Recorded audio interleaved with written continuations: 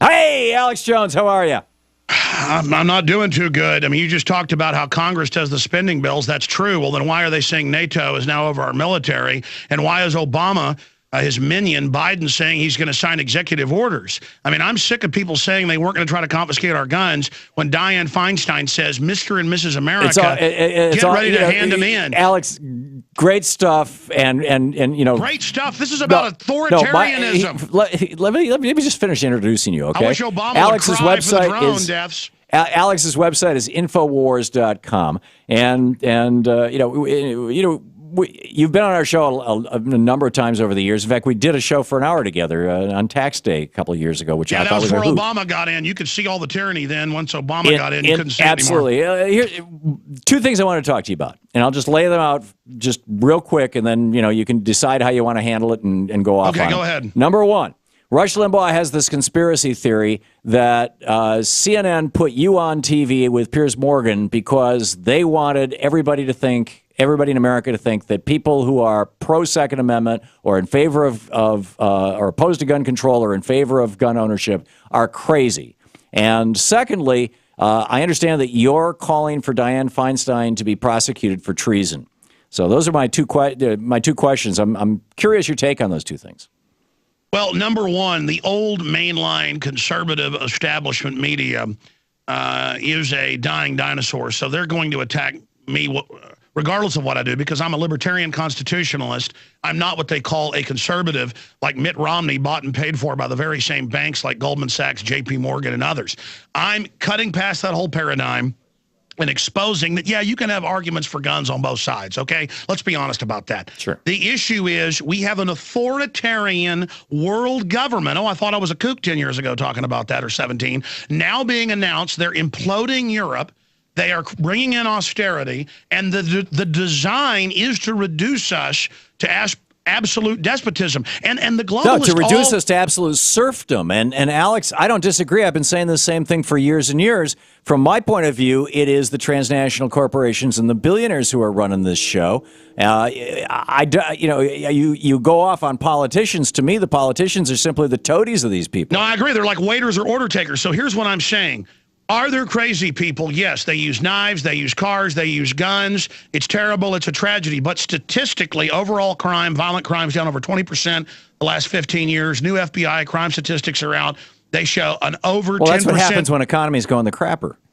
Pardon my language. Well, violent crime is down because there are more guns on the streets. Violent crime is down. Okay. Yes, well, are you familiar with the lead theory?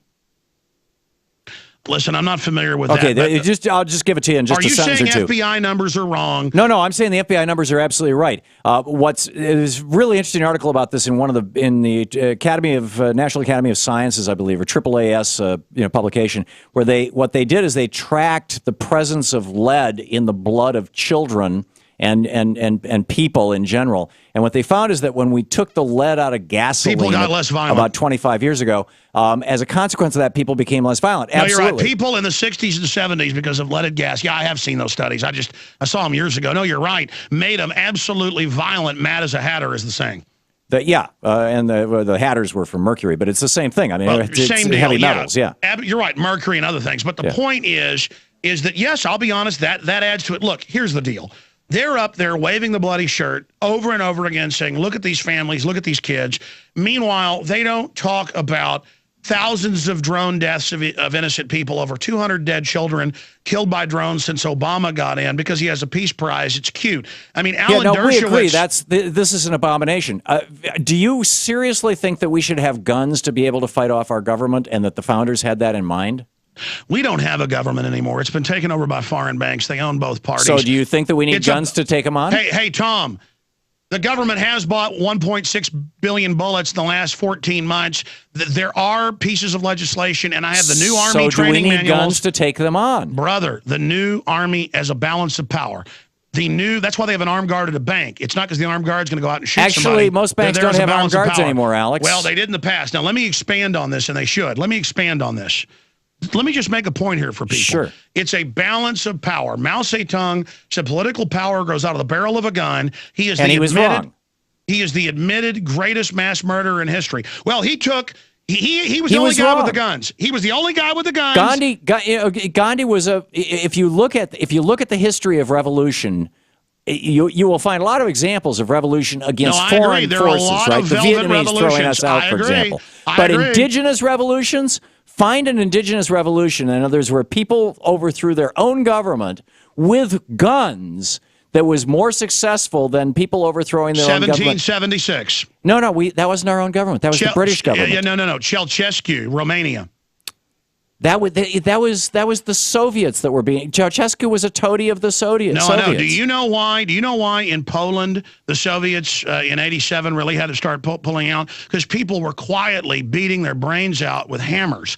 People read Alexander. Hold on. People read Alexander. Lech Walesa led a nonviolent movement. He quoted Martin Luther King. Come on, Alex. The media covered that. Let me tell you, they read Solzhenitsyn's Gulag Archipelago, Oh, How We Burned in the Camps, and there was quietly a lot of the enforcers of the states. And Solzhenitsyn was calling for nonviolent revolution also. He was calling for Martin Luther King, Jesus, Mahatma Gandhi. Let's do it that way. That way is the most effective way. Let's get one thing straight. There was both there.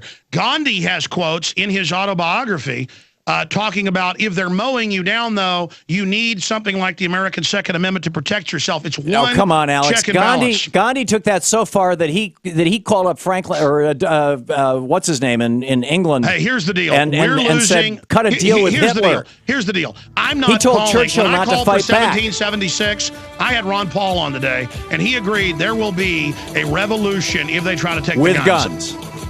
Look, a violent revolution. Listen, we're not going. Listen, I have the bills. I have the new army manuals. I think shooting at people is more gutless than what Martin Luther King did. The FEMA camps are real. They're now admitted. I was right again. Okay. Alex Jones. You can read it all at Infowars.com. Thank you, Alex.